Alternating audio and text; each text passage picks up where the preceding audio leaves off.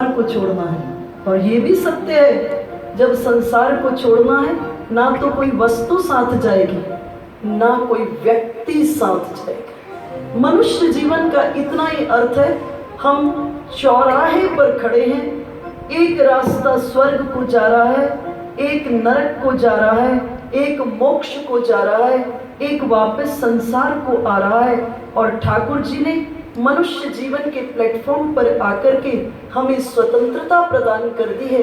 तुम जहां जाना चाहते हो वहां जा सकते हो। इसलिए ये ऊर्ध्वगमन का रास्ता है, यहाँ से ऊपर जाना है, नीचे नहीं आना।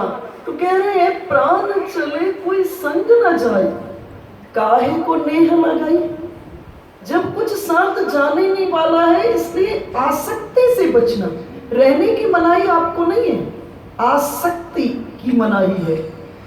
दीन दयाल सदा दुख भंजन, तासंग प्रीत न लाई। जानते हुए समझते हुए फिर हम आप आकर इस जगत में भटक जाते हैं। इसलिए अध्यात्म की यात्रा में कुछ करना नहीं है, जरा सा होश में रहने की जरूरत है।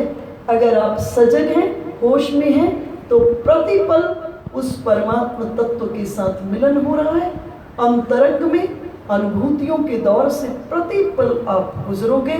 इसलिए मैं उस दिन भी चर्चा कर रही थी कि आप ध्यान से अपने को देखिएगा।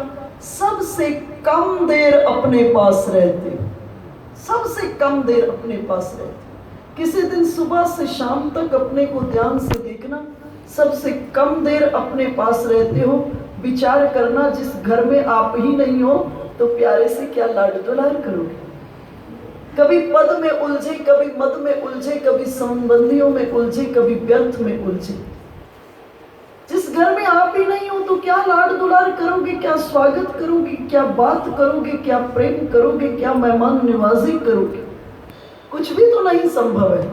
इसलिए ये अध्यात्म की यात्रा कहीं जाने की नहीं है। जहां भटक चुके हो वहां से समेटो अपने को, वापस लौट कर आओ। ठाकुर जी कहते मैं रोज तेरे घर आता हूं, पर तू तो अपने घर में होता ही ना।